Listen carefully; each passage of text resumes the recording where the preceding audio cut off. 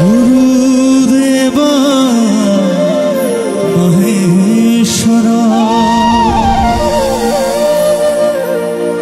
গুৰু সাক্ষাৎ পৰম ব্ৰহ্ম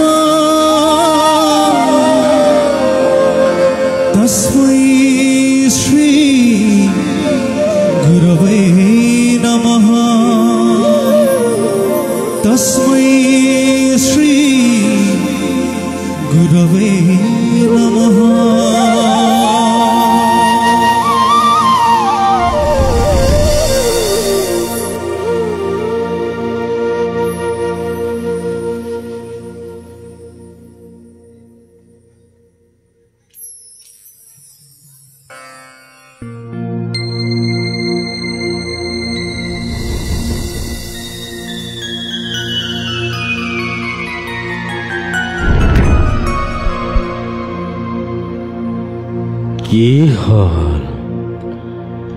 কি হল দেৱী বসুমতী ইমান অধৈৰ্য হৈ আহিছা কি কাৰণে?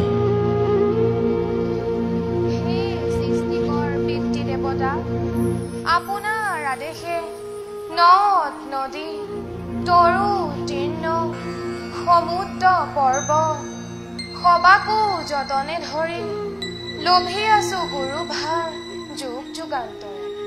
কিন্তু পিতা মিছা বেচা কদাচাৰে কৰি পাপ লীলা জ্বলাইছে পিষ্ঠে মোৰ পাপৰ অনল। অসহ্য অসহ্য পিতা দিয়া দেশ যাওঁ মই মহাৰসাতলৈ, দিয়া দেশ যাওঁ মই মহাৰসাতলৈ।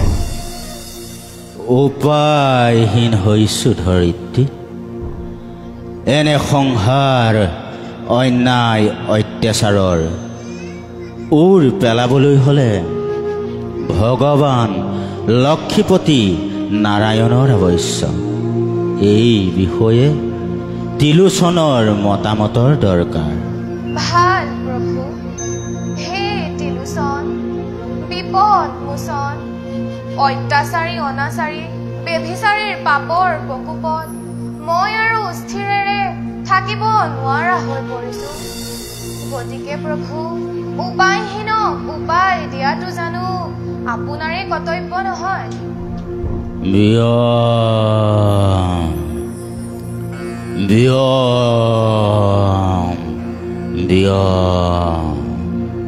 হয় হয় দেৱী বসুমতী, যুগ পৰিৱৰ্তনৰ সময় আহি পৰিছে, কিন্তু আমি কি কৰিব পাৰোঁ?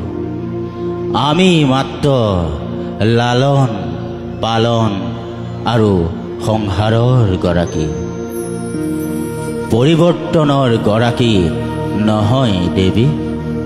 গতিকে আমি সকলোৱে সৌ অনন্ত শয্যাপতি গোলোকপতি নাৰায়ণক প্ৰাৰ্থনা জনাওঁ।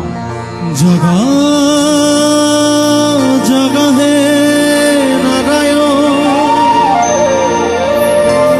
জগা জগা হে নারায়ণ, রক্ষা করা ধরিত্রী তোমার, রক্ষা করা ধরিত্রী তোমার।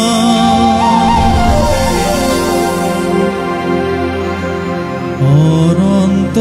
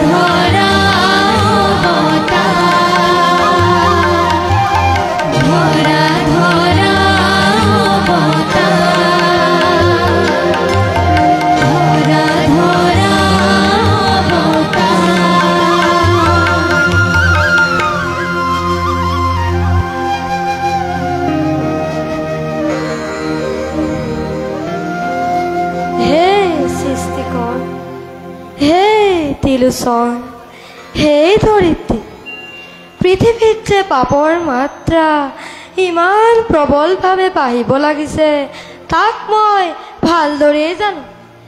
তাতে মই কি কৰিব লাগে? যিজনে পাপ কৰিব তেওঁ অতল নৰকলৈ গমন কৰিব, আৰু যিজনে পাপ কৰ্মৰ পৰা বিৰত থাকিব তেওঁ মোৰ এই বৈকুণ্ঠপুৰীত স্থান পাব। তথাপিতো প্ৰভু, দুষ্টক দমন আৰু সন্তক পালন কৰাটো জানো আপোনাৰেই কৰ্তব্য নহয়? পৃথিৱীত কিছু লোকে ক্ষমতাৰ অধিকাৰী হৈ দুৰ্বল প্ৰাণীৰ ওপৰত নানা অত্যাচাৰ ব্যভিচাৰ আৰম্ভ কৰিব লাগিছে। মই আৰু ইয়াক স্থিৰেৰে চাই থাকিব নোৱাৰা হৈ পৰিছো।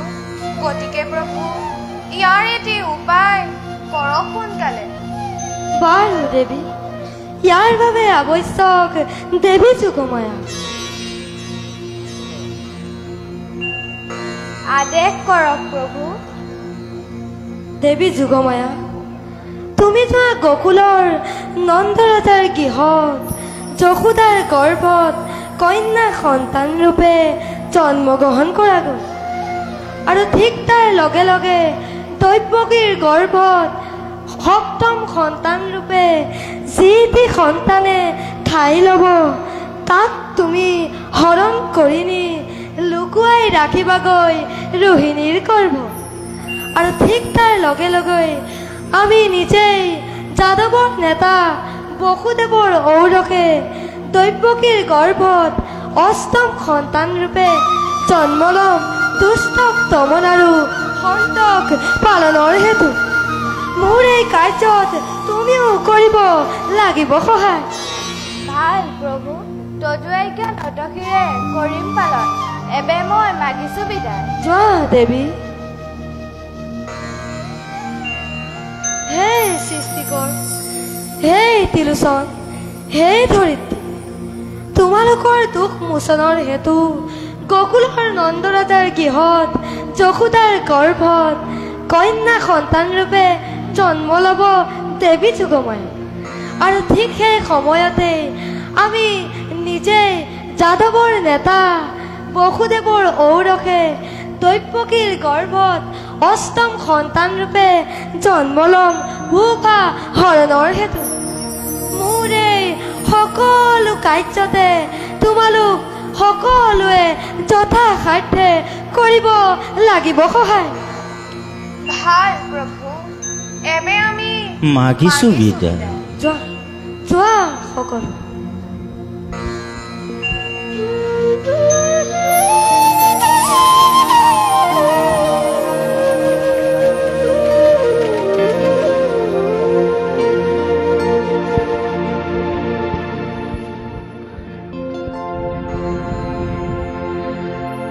হে প্ৰভু, জনাৰ দন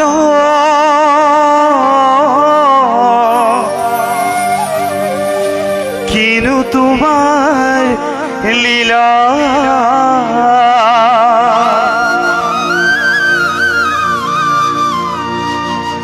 হে প্ৰভু জনাৰ দন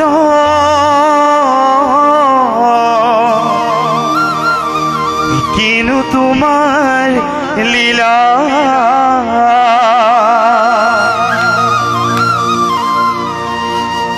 অনন্ত হয়ন তজু নাৰায়ণ, যুগে যুগে হুৱাই অৱতাৰ,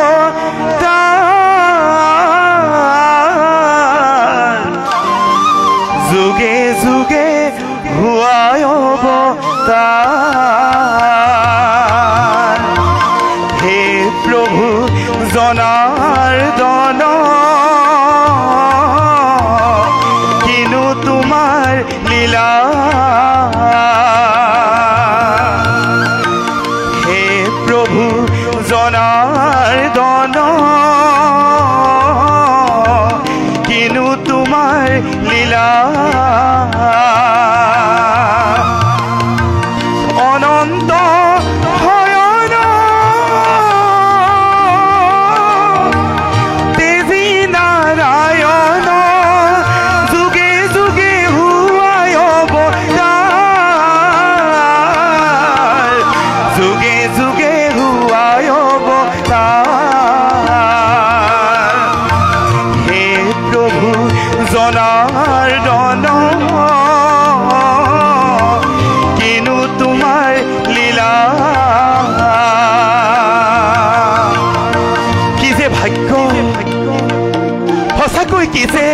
ভাগ্যৱান এই নাৰদ আজি আজি যাত্ৰা কৰিছো স্বয়ং বৈকুণ্ঠপুৰীলৈ স্বচক্ষে আজি দৰ্শন কৰিম লক্ষ্মী নাৰায়ণৰ যুগল চৰণ যাওঁ এবে মই বৈকুণ্ঠপুৰীলৈ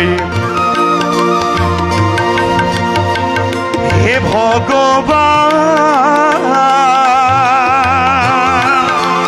কিনো তোমাৰ নাম হে ভগৱান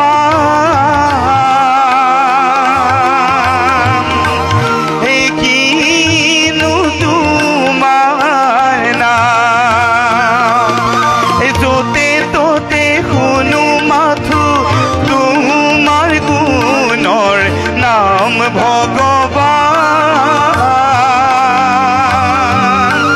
হে কিনো তোমাৰ নাম হে ভগৱান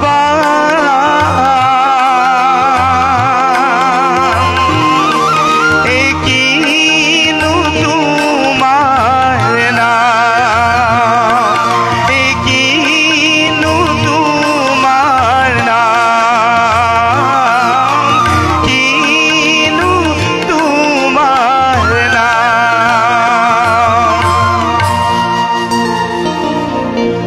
আহা আহা দেৱৰক্ষী তোমাক আজি মোৰ বিশেষ প্ৰয়োজন প্ৰভু এই নিষ্কিন নাৰদৰ প্ৰণিপাত কৰিব গ্ৰহণ উঠা উঠা দেৱৰক্ষী প্ৰভু এই অল্পমতী নাৰদক স্বয়ং নাৰায়ণৰ প্ৰয়োজন নাৰদ তই সঁচাই আজি মহাভাগ্যৱান পিছে কওকচোন প্ৰভু এই নিষ্কিন নাৰদক আজি আপোনাৰ কি প্ৰয়োজন হ'ল তেন্তে কওঁ শুনা দেৱৰক্ষী প্ৰভু পৃথিৱীত যে পাপৰ মাত্ৰা ইমান প্ৰবলভাৱে বাঢ়িব লাগিছে সেই ভাৰ বসুমতীয়ে সহিব নোৱাৰি আমাৰ পাশ পালে দিছো এটি উচিত উপায় সেই কাৰ্যত তুমিও কৰিব লাগিব সহায় নাৰায়ণ নাৰায়ণ নাৰায়ণ